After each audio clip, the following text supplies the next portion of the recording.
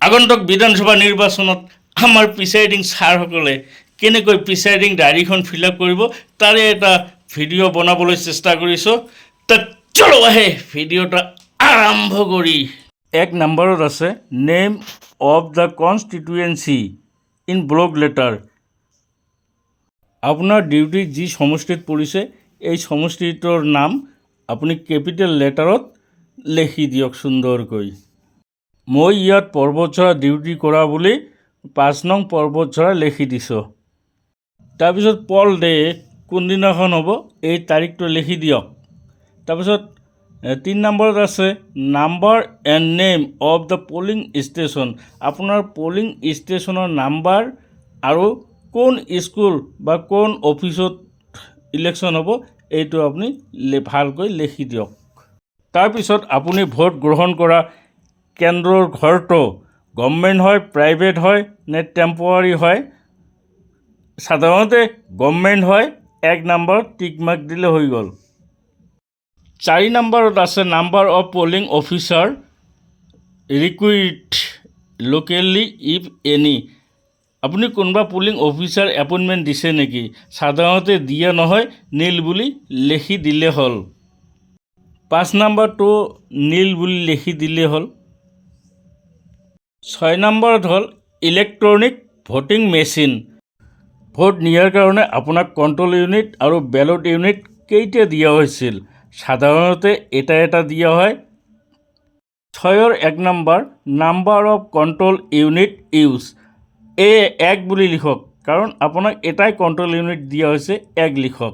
তাৰপিছত serial number of control unit used. আপুনি কিমান নাম্বাৰৰ কণ্ট্ৰল ইউনিটটো ব্যৱহাৰ কৰিছিল? ছাপ'জ CU0345 এই নাম্বাৰৰ কণ্ট্ৰল ইউনিটটো আপুনি ব্যৱহাৰ কৰিছে। তাৰপিছত আছে number of belting unit used. কেইটা? এটা দিয়া হৈছে, 1 লিখক। তাৰপিছত serial number of belting unit used কি? ছাপ'জ BU0345 এই নাম্বাৰটো লিখি দিয়ক। এই নাম্বাৰবোৰ আপুনি আপোনাৰ মেচিনৰ টেগতে লিখা পাব। 7ৰ 1 নম্বৰত আছে number of paper seal used. আপোনাক মেচিনটো চিল কৰাৰ কাৰণে কেইটা পেপাৰ চিল দিয়া হৈছিল? সাধাৰণতে 2টা দিয়া হয়। আপুনি কেইটা ইউজ কৰিব? এটা কৰিব। তে আপুনি ইউজ কৰা বুলি এটা লিখক যে number of paper seal used 1। তাৰপিছত serial number of paper seal used. আপুনি কিমান নাম্বাৰৰ পেপাৰ চিলটো ইউজ কৰিলে? ছাপ'জ PSU0345 এই নাম্বাৰৰ পেপাৰ চিলটো আপুনি ইউজ কৰিলে আৰু বাকীটো ভালকৈ পেকেটত থৈ দিয়ক কাৰণ এইটো উভতাই আনি ৰিটাৰ্ণিং অফিচাৰক জমা দিব লাগিব। আকৌ এটা হ'ল নাম্বাৰ অফ স্পেচিয়েল টেক্স ছাপ্লাইড। আপোনাক কেইটা স্পেচিয়েল টেগ দিয়া হৈছে? সাধাৰণতে 2টা স্পেচিয়েল টেগ দিয়া হয়। তে ইয়াত 2টা বুলি লিখক। 2 nos of special tag supply. 7A 2 নম্বৰটো হ'ল serial number of special tag supplied. আপোনাক কি 2টা স্পেচিয়েল টেগ দিয়া হৈছিল? এই নাম্বাৰ 2টা আপুনি সুন্দৰকৈ লিখক। ছাপ'জ ধৰক STU0345 আৰু STU0346 এই 2টা স্পেচিয়েল টেগ দিয়া হৈছে। আৰু 7A 3 নম্বৰত আছে number of special tag used. আপুনি কেইটা স্পেচিয়েল টেগ ইউজ কৰিছিল? এটা ইউজ কৰিছিল, 1 নং বুলি লিখক। আৰু 4 নম্বৰত আছে চিৰিয়েল নং অফ স্পেচিয়েল টেগ ইউজড আৰু আপুনি কিমান নাম্বাৰৰ স্পেচিয়েল টেগটো ব্যৱহাৰ কৰিছিল? এই স্পেচিয়েল টেগৰ নাম্বাৰটো লিখক আৰু এই নাম্বাৰটো আপুনি স্পেচিয়েল টেগত পাবই। তে লিখক STU0345। এই নাম্বাৰবোৰ মই জাষ্ট এনে লিখি দিছোঁ। এই নাম্বাৰবোৰ যে আপোনাৰ টেগত থাকিব নহয়, আপোনাৰ টেগত বেলেগ নাম্বাৰ থাকিব। কাইণ্ডলি এই বস্তুবোৰ আপোনালোকে মাইণ্ড কৰিব আৰু যিটো আপুনি ইউজ কৰা নাই এইটো ভালকৈ পেকেটত সোমাই নাম্বাৰটো এই 7ৰ A 5 নম্বৰত লিখি দিয়ক STU0346 এই নাম্বাৰটো আপুনি ইউজ কৰা নাই। 7B নম্বৰত আছে applicable in the polling station হোৱাৰ ভিভিপেট ছিষ্টেম ইজ ইউজড, মানে য'ত ভিভিপেট ব্যৱহাৰ কৰা হৈছিল। কি নং অফ প্ৰিণ্টাৰ ইউজড, আপোনাৰ চেণ্টাৰত কেইটা প্ৰিণ্টাৰ ব্যৱহাৰ কৰিছিল? এটা প্ৰিণ্টাৰ 1 নং বুলি লিখক। 2 নম্বৰত আছে S নং অৰ্থাৎ চিৰিয়েল নাম্বাৰ অফ প্ৰিণ্টাৰ, এই প্ৰিণ্টাৰৰ চিৰিয়েল নাম্বাৰটো কিমান? এই চিৰিয়েল নাম্বাৰটো আপুনি সুন্দৰকৈ লিখি দিয়ক 2 নম্বৰত। তাৰপিছত 8 নম্বৰত আছে number of candidate who had appointed polling agent at the polling station. এতিয়া ধৰক আপোনাৰ পলিং ষ্টেচনত কেইজন কেণ্ডিডেটে পলিং এজেণ্ট এপইণ্টমেণ্ট দিছে? ছাপ'জ ধৰক 3জনে দিছে, 3 নং বুলি লিখক। 9 নম্বৰত আছে number of polling agent present at the commencement of poll. আপুনি যেতিয়া মক পল কৰিছিল তেতিয়া কেইজন পলিং এজেণ্ট প্ৰেজেণ্ট আছিল, উপস্থিত আছিল? ছাপ'জ ধৰা 2জন আছিল, 2 নংছ লিখা। আৰু 2 নম্বৰত আছে number of polling agent who arrived late, আৰু কেইজন পলিং এজেণ্ট পলম কৰি আহিছিল? আপোনাৰ চেণ্টাৰত 3জনে পলিং এজেণ্ট আছিল, 2জন আগতে আহিছে আৰু 1জন পলম হ'ল, তে 1 নং বুলি লিখক।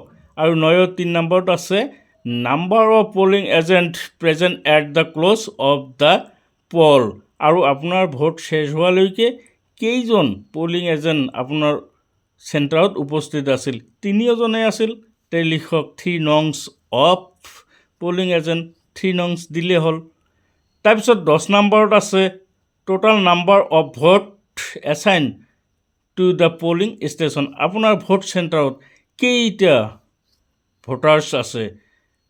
এইখিনি আপুনি আপোনাৰ ইলেক্টৰ ৰোলত পাব, তে লিখক তাতে 810জন আছে, ছাপ'জ এইটো আৰু 810জন বুলি লিখা হ'ল।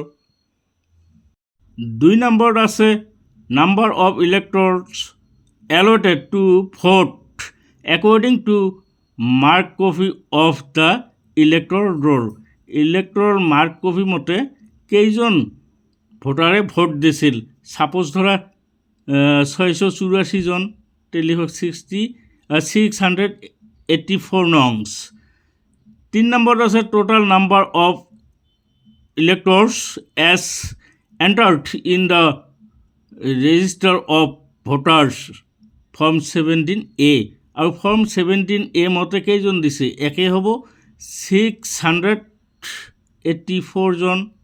Number of voters record as per the voting machine, আৰু ভোটিং মেচিনত কেইটা হ'ব?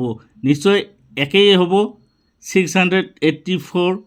আৰু হিচাপ ঠিকে থাকি গ'ল, কোনো ভেজাল হোৱা নাই। গতিকে 5 নম্বৰটো নীল লিখি দি এতিয়া ফাৰ্ষ্ট পলিং অফিচাৰ আৰু ছেকেণ্ড পলিং অফিচাৰৰ চাইন নিলে হৈ গ'ল। 11 নম্বৰত আছে number of electors who voted. এতিয়া আপোনাৰ চেণ্টাৰত যে ভোটাৰবোৰে ভোট দিলে তাৰ ভিতৰত মেন, ওমেন আৰু থাৰ্ড জেণ্ডাৰ বুলি আছে, তে আপোনাৰ ভোট চেণ্টাৰত মেন অৰ্থাৎ পুৰুষ কেইজনে ভোট দিলে? ছাপ'জ ধৰক 415জন পুৰুষে ভোট দিছে, ওমেনে দিছিল 265জন, আৰু থাৰ্ড জেণ্ডাৰে দিছে 4জন। এতিয়া এই তিনিটা টোটাল কৰক, টোটাল কৰি পোৱা গ'ল 684জন। তে আমাৰ মেচিনৰ হিচাপৰ লগত ইলেক্টৰৰ ৰোলৰ লগত ঠিকেই আছে, 684 মিলি গ'ল। তাৰপিছত 12 নম্বৰ চেলেঞ্জ ভোট। আপোনাৰ চেণ্টাৰত কোনো চেলেঞ্জ ভোট হোৱা নাই, নীল লিখক, আৰু হ'লেতো বেলেগ কথা, ইয়েছ বুলি লিখি বাকী ফৰ্মখিনি ফিল আপ কৰিব লাগিব। 13 number number of person who have vote on production of election duty certificate EDC। আপোনাৰ চেণ্টাৰত EDC ভোট নাই, নীল বুলি লিখক। 13 নম্বৰৰ A number of overseas electors who vote নাই, আপোনাৰ চেণ্টাৰত এইটো নাই, নীল লিখক। 14 নম্বৰ number of electors who vote with the help of company আপোনাৰ চেণ্টাৰত নাই, আপোনাৰ চেণ্টাৰত কোনোৱে কাৰো সহায় লৈ ভোট দিয়া নাই, সাধাৰণতে অন্ধ মানুহবোৰ আহে, নাই আপোনাৰ চেণ্টাৰত নাই, নীল বুলি লিখক। 15 নম্বৰ হ'ল number of voters caste through proxy, আপোনাৰ চেণ্টাৰত প্ৰক্সি ভোট হৈছে নেকি, নাই হোৱা, নীল লিখক। 16 নাম্বাৰ অফ টেণ্ডাৰ ভোটছ, আপোনাৰ চেণ্টাৰত টেণ্ডাৰ ভোট হোৱা নাই, নীল লিখক। 17 নম্বৰ নং অফ ইলেক্টৰ্ছ, 17 নম্বৰৰ ABO নীল বুলি লিখিলে হ'ল, সাধাৰণতে এইবোৰ কোনো চেণ্টাৰত নহয়েই। 18 number whether it was necessary to adjourn the poll and if so the reason for such adjourn, যে আপোনাৰ চেণ্টাৰত কিবা কাৰণত ভোট স্থগিত কৰিছে নেকি, ভোট নিয়া বন্ধ কৰিছে নেকি, যদি কৰিছে ইয়েছ লিখি কি কাৰণত কৰিছে এইটো লিখিব লাগিব। গতিকে যদি নহয় ন' বুলি লিখক, আপোনাৰ চেণ্টাৰত এই ধৰণৰ কোনো ভোট স্থগিত কৰা হোৱা নাই, ন' বুলি লিখি দিলে হ'ল।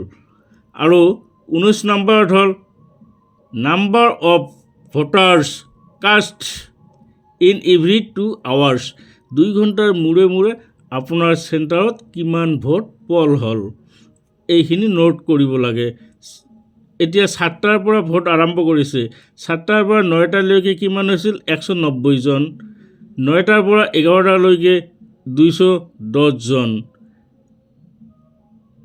11টাৰ পৰা 1টালৈকে 100 জন, তাৰপিছত 1টাৰ পৰা 3টালৈকে 90 জন, আৰু 3টাৰ পৰা 5টালৈকে হ'ল 94 জন।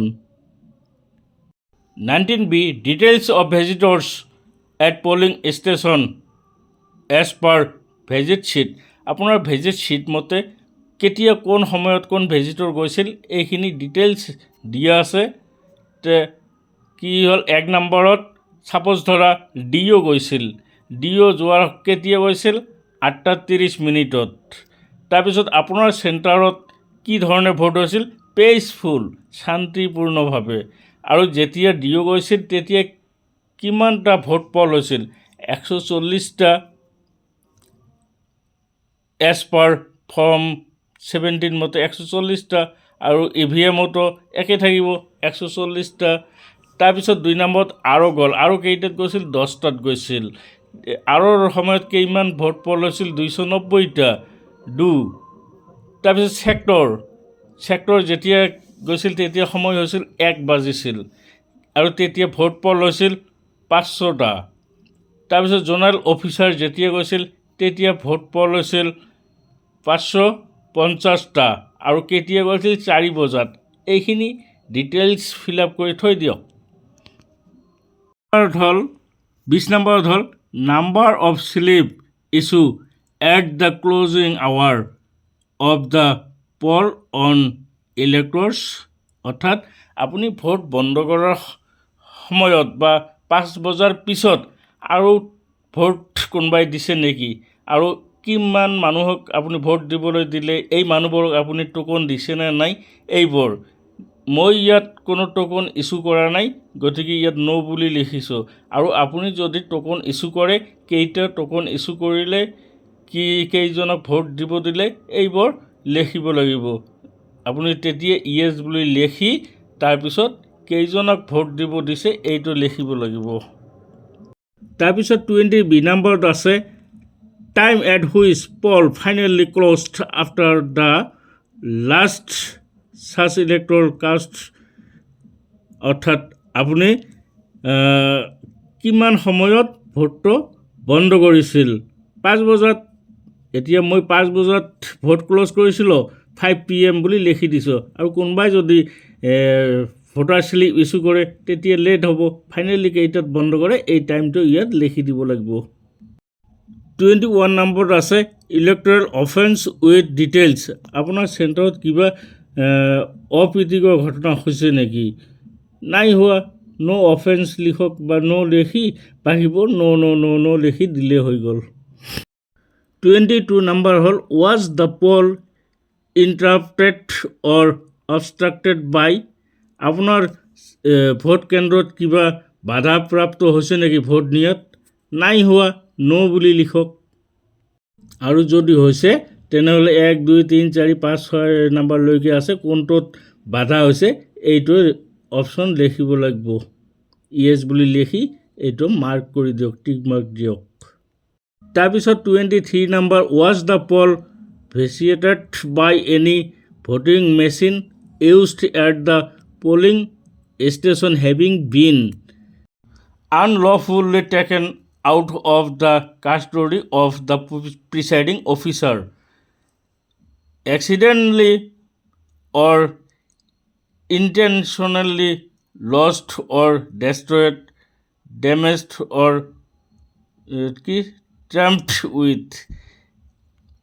এইটোও সাধাৰণতে নহয়, নো বুলি লিখিলে হ'ল।